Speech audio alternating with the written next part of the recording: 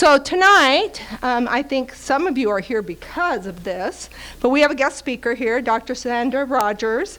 And for those of you that graduated in the 1990s, she was the dean at that time. So some of you, she was, she actually hired me. I'm going along. I went to school a little earlier than the 1990s, with that.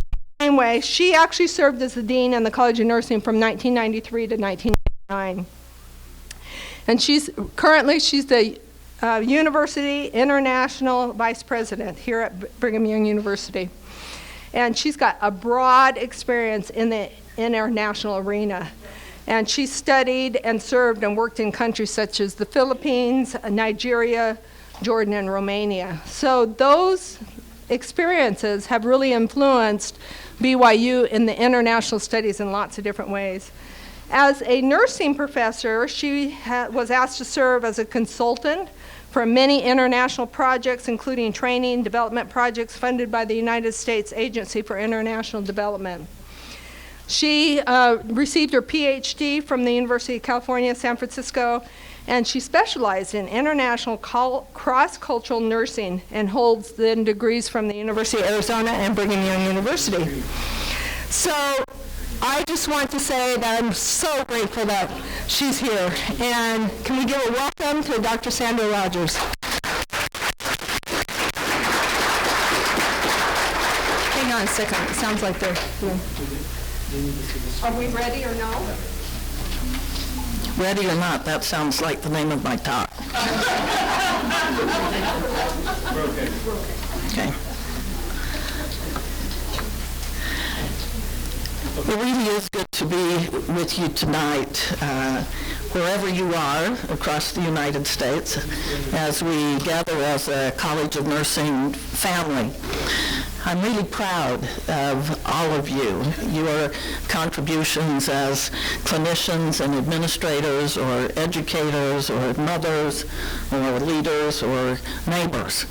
You're making BYU proud, and I'm grateful that I had the blessing to associate with many of you, whether you're my former classmates, my former students, or my former colleagues. It's wonderful to see all of you here.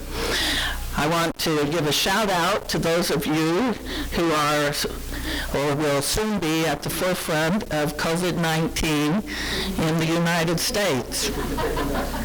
My nursing degree has come in handy, as for the last 6 weeks I've been evaluating health risk for BYU travelers to various parts of the world. And I feel like about every 2 weeks or so we tick off another country where we're saying, sorry, can't let you go. The nurse in me just won't let you travel to a certain place. I appreciate Dean Rayvert and her team for giving me this opportunity, this last chance to talk about nursing before I ride off into the sunset in August. I was born the year the first class was admitted to the brand new nursing school at BYU. My father's step-aunt was in that first class. And unlike Aunt Pearl, who was following her mother's footsteps as a nurse, I had no interest in nursing whatsoever until my junior year at BYU, when I realized that several other majors I had thought would work out for me just weren't working out. I had tried English, but I had nearly failed a required speech class in my freshman year, and that made me realize that I couldn't teach English if I couldn't speak it. I tried biology, but by my junior year, I was having nightmares of my high school biology class and knew that putting water hoses, Bunsen burners, and agar plates with suspicious growing organisms in the hands of 16-year-olds wasn't my idea of a good time or a rewarding career. And so on that night in my junior year, I sat in my apartment with the BYU catalog in my hands And starting with accounting, I began turning the pages, hoping to get a sign from heaven about what I ought to do. I made my way past chemistry, elementary education, geography, history, management, and when I got to nursing, I couldn't turn the pages any longer. And it was truly physical because I said, this can't be it. This can't be it. And I couldn't turn the pages anymore. And that's how I ended up with this opportunity tonight. Just as a side note, when President Bateman asked me to take the position of International Vice President, there were faculty on campus from the traditional international disciplines, history, political science, humanities, languages, etc., who were terribly concerned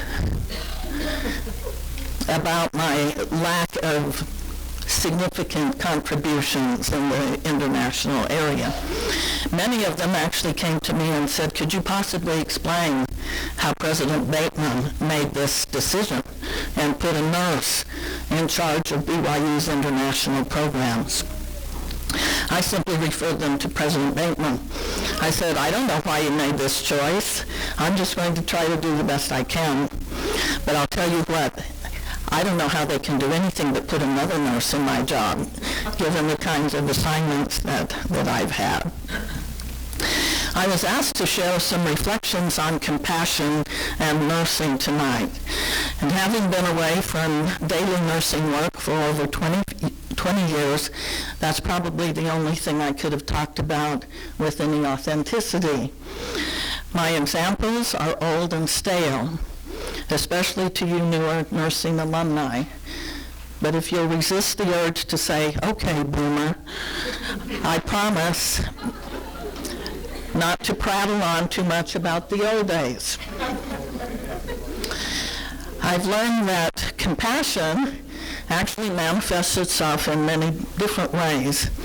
But the two general areas that I'd like to discuss tonight are compassion for each other, specifically for fellow nurses, and compassion for those who need our care. You would have thrown me out if I hadn't talked about compassion for patients. When I think of compassion for each other, I think of the outstanding mentors who influenced my life and my career for good. My grades in nursing school fluctuated depending upon the semester. Some of those semesters were very discouraging. One instructor told me that I should quit nursing then and there and save myself and the profession a lot of trouble. Another instructor wanted to fail me, but was faced down by another teacher who championed a passing grade as I sat there and listened to their heated argument about my performance. But what is important about all of that is that at the times when I could have become bitter, sour, angry, or withered about nursing and nursing instructors, and certainly the temptation was there, I promise you, I always had the next semester with a teacher who gave me confidence, who helped me believe that I could do it. What a blessing those faculty were, because their positives far outweighed the negatives I had felt in other situations. And that's the reason why I love teaching fundamentals in the College of Nursing, because I knew how important it was for nursing students to feel a sense of confidence. Dean Jean Lyson spent 3 hard years trying to mentor me so that I wouldn't be a complete klutz at the deanship if the job ever fell to me. What a patient and compassionate leader she was. I stumbled around in my first year as the dean and received a well-deserved scathing review from the faculty because of it. I remember making the long walk to the ASB to take the results of that review to Academic Vice President Todd Britch, my boss. Glumly, I reported how poorly I was doing in the deanship and offered to step down. Instead, Todd told me to take one or two things from the review and work on them. He didn't want to sack me. He wanted to give me the chance to improve and be successful. I learned that good mentors don't feed your hurt or your resentment or your sorrow even. Instead, they help you see that you are capable and you can improve and do better if you know that you're making mistakes. I learned that I could gain confidence as I overcame my own weaknesses and foibles. Good friends do the same thing as good mentors. They don't let you wallow in being offended or indignant. They help you forgive and move forward. These experiences helped me understand the power of the atonement of Jesus Christ in deeper and more meaningful ways. When I realized that it was because of the atoning sacrifice of Jesus Christ that I was not shackled to my mistakes forever, I experienced a type of freedom I had not known before. I realized that I did not need to be kept in a miserable prison because I could be forgiven and I could forgive. I could learn because of the atonement. I could improve because of the atonement. I could repent because of the atonement. And that's a gift I have relied on over and over again. I've learned that compassion is necessary for good teamwork. Compassion in this sense would mean respect and appreciation and gratitude and trust, all important aspects of working together with others. My first real opportunity to learn this was in the mission field. I was serving as a health missionary, and at the encouragement of our mission president, we were taking on a huge project, a health fair, that would eventually tour the mission, stopping for several days in every town where there was a branch of the church. The talents needed to carry off a successful health fair were many, and they were distributed throughout our group. No one had all the talents necessary. We needed each other.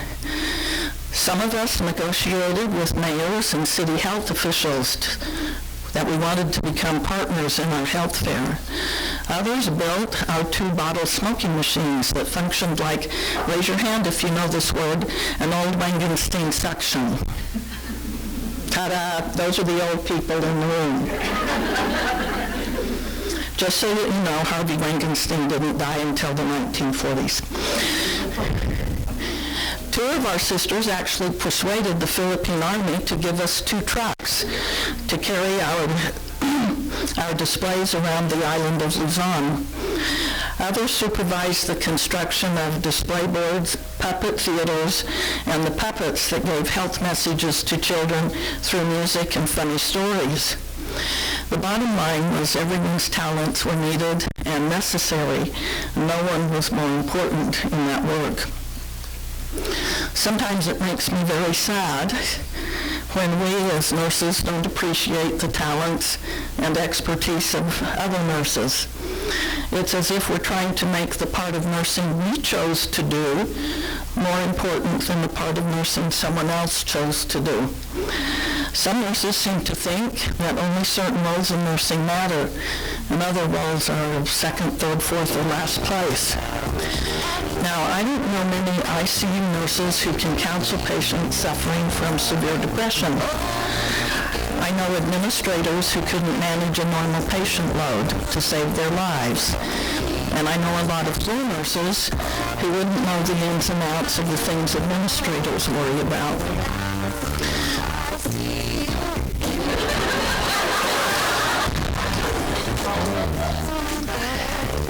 I was just wondering if we should all break into the Macarena or something. Nurses provide care for all of God's children in all their unique situations. We need nurse clinicians who care for and treat whatever is interfering with a person's health and well-being. We need nurse educators who prepare those clinicians. We need nurse researchers who can find nursing answers to patient care problems. And we need nurse administrators who provide the best environments for us to provide that care or education.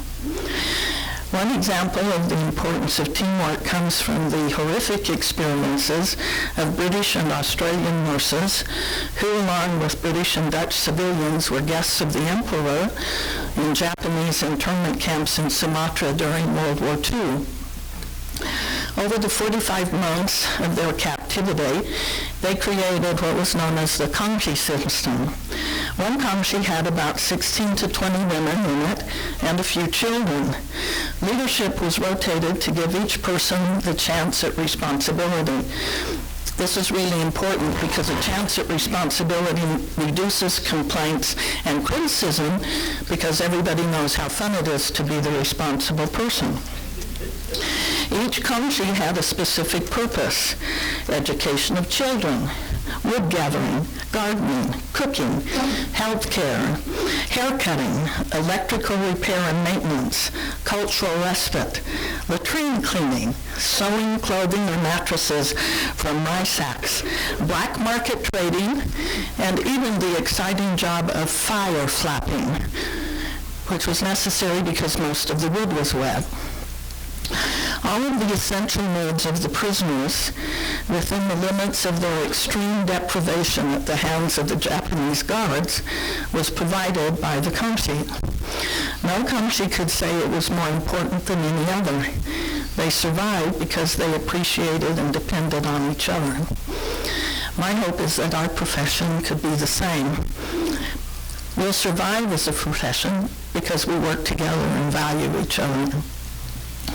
Compassion for colleagues includes sympathy and caring and patience. However, I've always wondered why we would want to encourage someone in being sullen, angry, bitter, or resentful. I know that it sometimes feels good to be able to express hurt and discouraged feelings to a friend or colleague. But my own experience is that a compassionate friend helps me up toward the light rather than facilitating my stay in the dark. Fixing unfair circumstances will always go better in the light. I really do believe that compassionate colleagues can work things out with respect and appreciation. In my first clinical job, I worked night shifts with an LPN. I was green as grass, and she had at least 30 years of experience. She'd seen everything. She could give medications. She could do most procedures. She was really, really good. One night, as we were discussing things at the nurse's station, she said bluntly, "Do you know the one thing I just can't stand? I have all this experience. I know more about this floor and the types of patients we have than you do. I can do almost every single thing you do. Why do you get paid so much more than I do?" Well, you can imagine what was running around in my mind trying to figure out how to answer that question because everything she said was true. I offered up one of those desperate foxhole prayers for light and knowledge, at least enough light and knowledge to maintain a good relationship with her because we were going to work together for quite a while. I felt inspired to acknowledge her experience and to grant that she probably knew much more about many things than I did. Then I said, "I know it doesn't seem fair, but this is my guess about the situation. You can walk into a patient's room, and if the patient is lying in a pool of blood, you can chart, patient lying in a pool of blood, reported to RM. When I walk into the room and find the patient lying in a pool of blood, I cannot chart, patient lying in a pool of blood, reported to LPM. I guess that's why I get paid more." I was grateful that she understood and didn't feel the need to press the question any longer, and we continued to work well together. Most of us in nursing have a strong commitment to compassionate patient care. If we think compassion in nursing, we usually always focus on patients. I'm just going to insert, it's really hard to be compassionate if you're not competent. I've also learned that there are boundaries to compassion, and we have to be quite careful about where our compassion might be taking us. Before you think I've deep-sixed the Relief Society motto of charity never faileth, I have two examples from a summer of working as a nurse's aide in a small hospital in New Mexico. One day I was assigned to a man who had been shot in the abdomen during a fight outside a bar. Luckily, spine, kidneys, and ureters were intact, but the bullets had done a lot of bowel damage, and then he'd rolled in the gutter outside the bar, adding to the infection in the wounds. He was on high doses of antibiotics before surgical repairs could be made. What he wanted from me, most of all, more than pain medication, more than anything else in the world, was to be able to smoke. But he was on oxygen, and I couldn't give him a cigarette. Compassion for him meant I didn't allow him to flame himself up with a cigarette, no matter how many times he yelled at me and called me a cold-hearted fill-in-the-blank. You can imagine what the blank was. And I was told that 20 times or more a day. At the same time, I had another patient who was admitted for extremely out of control, we used to say brittle, diabetes. She was in very serious condition. More than anything else in the world, she wanted a baby Ruth,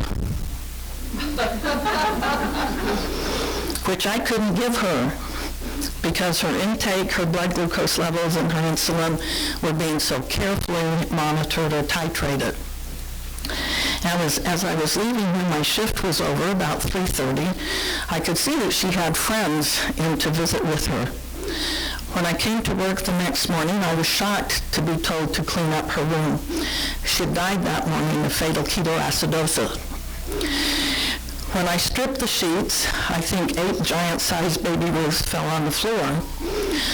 Her friends knew what she wanted, and out of compassion, they had stepped up to help. Surreptitiously in the night, she had consumed the other baby Ruths they had snuck into her. Nobody really knew how many, but there were well over a dozen wrappers in the wastebasket. And that was the end of her story. The compassion of her friends had brought her quickly to the end of her road. And so I've learned that compassion sometimes doesn't mean necessarily giving somebody exactly what they want. Through a difficult experience, I've also learned the importance of courageous compassion. I have to say that in 45 years of professional nursing practice, there has only been one thing that I have ever really regretted. Something that still haunts me today if I let myself think about it too much. No, it wasn't putting the med cards in the cuff of my student uniform on the last night of my last student clinical day, and then having to chase back to the hospital to turn them over to the next shift. That was embarrassing, but not a lifelong regret. And no, it wasn't having to call the house supervisor to cast someone at 6:30 a.m. with the orderly impatiently waiting outside the door to take the woman to the OR, because I had 6 catheters in 6 different spots, and none were correct. That was embarrassing, but not regrettable. Besides, the supervisor couldn't do the cath either. And as it turned out, it took them forever in the OR to finally put one in the right place. What I have regretted most was the night or morning I didn't stick up for a patient better. One night I was caring for a man whose spine was so weak from degenerative arthritis that he had to be in a halo brace. He was malnourished for a number of reasons and had TPN by a central line. He was very, very sick during the night, vomiting several times. I had changed his gowns, I'd changed the bed linen, I'd changed the central line dressing. I tried everything that was ordered to stop the nausea and vomiting. He was so weak and so sick. He had an order to be weighed daily. This was in the old tower at Utah Valley, and the only way to weigh him was to pull his bed out into the hall and then lift him onto the bed scale. By the time I had cleaned him up from his latest emesis episode, it was almost 7 a.m. He was exhausted, and the hustle and bustle of the day had started. Instead of being weighed in the quiet solitude of the night shift, he would have to be weighed in the hallway with all the comings and goings of the morning shift around him. I just couldn't bring myself to do it. So I didn't. As I was finishing report, the neurosurgeon, who was also managing the TPM, go figure, pounded on the door, demanding to know why he didn't have a current weight on the patient chart. I explained the adventures of the night and why I had not weighed him.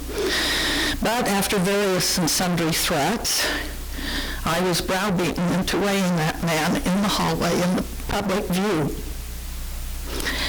I learned later that he had died that day, and I have never forgotten it. I think the reason that I've never forgotten it is that I felt I had betrayed my own integrity quotient, my own compassion quotient, to do no harm, to do what was right and best for the patient. I knew in my mind that weighing him hadn't killed him. It had just been a terrible thing to have to endure if you're that close to stepping to the other side. I had dealt with what I had considered really dumb moves by physicians before, such as putting an NG feeding tube in for a patient who had several bowel to wound fistulas. We would put 500 cc's of feeding in and get 495 cc's out the fistula bag. So you could see how much good it was doing. I'd been brave enough to ask about TPN for that patient, even though I was not successful. But for some reason, that simple task of weighing a terribly sick man in a public thoroughfare after a night from hell was the breaking point for me, and I refused to do it. What good would it do, I thought? His weight had been stable for at least 5 days. I wanted to fight for him, but I didn't, at least not hard enough. I felt powerless, and I felt cowardly. The only way I have been able to compensate for that regret has been to try to be more courageous in doing the best for patients or students or faculty, depending on the type of nursing I was doing at the time. This last year, I've been working with faculty and university lawyers to solve a very complex international problem that involved federal regulations, foreign law, and a long-term relationship that had been very positive for BYU. We had serious things to consider and do. We needed to be in compliance with all relevant laws, and we needed to be sure that we did not damage the long-term relationship in a sensitive cultural situation.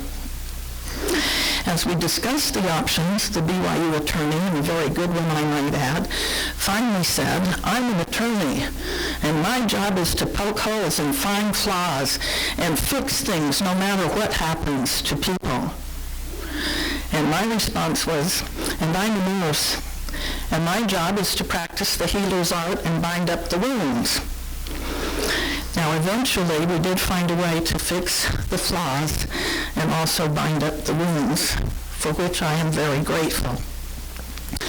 I think this is the key secret that nurses have learned. We can do hard things. We can assess problems as well as the next person.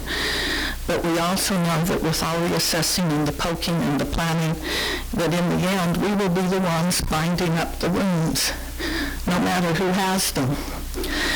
Our task is to go through life without causing too many wounds, and if we have, to do all we can to bind them up.